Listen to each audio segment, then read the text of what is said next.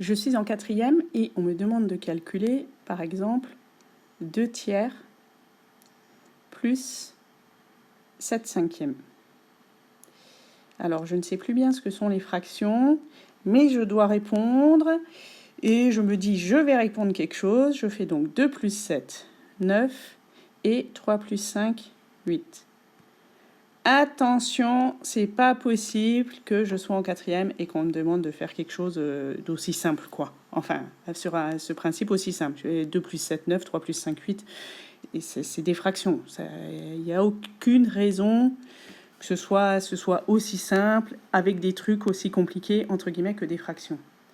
Alors après, si je réfléchis, je me souviens que, par contre, 1 quart plus 2 quarts, c'est-à-dire quand je prends 1 quart de tarte et que je rajoute 2 quarts de tarte, alors j'obtiens 3 quarts de tarte. Donc 1 quart plus 2 quarts, ça fait 3 quarts. Quand est-ce que donc je peux additionner des fractions et que ce soit simple? Quand elles ont le même dénominateur. Si, par exemple, j'ai 2 tiers plus 5 tiers, des tiers avec des tiers, ça donne des tiers. Il y en a combien? 2 plus 5, il y en a 7. Ok, ça, c'est bon. Donc, quand j'ai le même dénominateur, je sais faire. Il y a un autre cas où c'est pas très compliqué, quand j'ai des dénominateurs multiples. Par exemple, 1 quart plus 3 huitièmes. Ça va pas être très compliqué non plus à faire parce que 1 quart, je prends ma tarte, je la coupe en 4, je prends 1 quart. 3 huitièmes, je coupe en 4 et je recoupe chaque part en 2. 3 huitièmes, c'est donc une part ici, une deuxième et une troisième. Pour pouvoir additionner ces fractions, j'ai des quarts et des huitièmes. Qu'est-ce qu'il faut que je fasse? En fait, je vais reprendre là mes quarts, là où j'ai coupé en 4, et je vais m'arranger pour avoir des huitièmes, c'est-à-dire que je recoupe en 2. J'ai donc 1, 2, 3, 4, 5, 6, 7, 8 parts. Et sur ces 8 parts, il y en a 2 qui sont coloriées. Donc 1 quart, c'est la même chose que 2 huitièmes. Et mon 3 huitièmes, évidemment, il n'a pas bougé. L'intérêt, c'est que maintenant, mes deux fractions, elles ont le même dénominateur. 2 huitièmes plus 3 huitièmes, des huitièmes plus des huitièmes, ça donne des huitièmes, ça en donne combien? 2 plus 3, ça fait 5. Donc le truc, c'est qu'il faut transformer les fractions qui ont des dénominateurs différents, je les transforme pour avoir le même dénominateur. Ici, c'est 8. Pour l'instant, on va prendre que je prends toujours le plus grand de ces nombres. Par exemple, si je dois faire 7 sixièmes plus 2 tiers, donc 7 sixièmes, qu'est-ce que c'est 7 sixièmes? Je coupe en 6, ok, 1, 2, 3, 4, 5, 6. Là, ça me fait 6 parts, il en faut 7. Je vais reprendre un gâteau que je recoupe lui aussi en 6. Et je colorie, donc ici, je colorie toutes les parts. 1, 2, 3, 4, 5, 6. Et dans l'autre gâteau, j'en colorie une 7e part. 2 tiers, c'est quoi? C'est, je coupe en 3. Et je prends 2 parts. Comment je fais pour additionner ces trucs-là?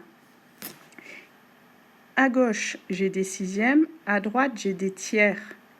Pour pouvoir les additionner facilement, je vais prendre mes tiers et je vais les recouper chacun en 2. Là, je coupe en 2, là, je coupe en 2, là, je coupe en 2. Mon 7 sixièmes, il n'a pas bougé.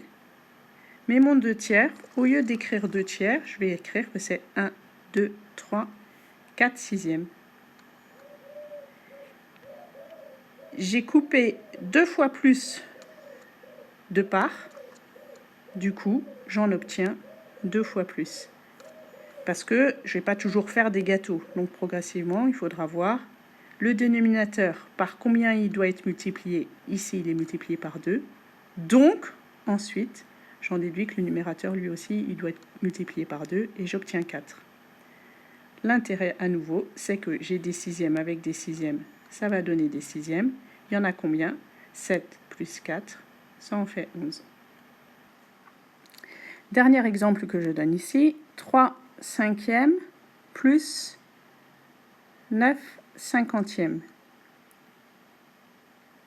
Il y a quelque chose que j'ai oublié de dire tout à l'heure, c'est que le plus petit nombre il soit au début sur la première fraction ou sur la deuxième, c'est pareil.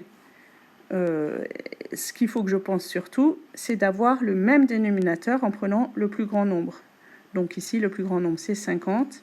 Mes deux fractions, pour pouvoir les additionner, il faut d'abord que je les mette sur 50. Et je peux réfléchir à qu'est-ce que c'est ici? 3 cinquièmes. Ça veut dire, je prends mon gâteau et je le coupe en 5. 1, 2, 3, 4, 5. 3 cinquièmes, ça veut dire donc je prends 3 parts. 9 cinquantièmes, c'est quoi? C'est je coupe mon gâteau, je peux aussi commencer par le couper en 5. Mais après, il faut que je fasse 50 parts. Donc en fait, ça veut dire que ici j'ai 10 parts, là 10 parts, 10 parts, 10 parts, 10 parts. Que chaque morceau, là, mes 5 morceaux, ils sont chacun coupés en 10. Ma première fraction que je veux mettre sur 50, en fait, ça veut dire que chaque part, je vais la couper en 10. Donc ici, j'en ai 10, là encore 10, et là encore 10. Je vais donc obtenir, au lieu de 3 parts, 30 parts.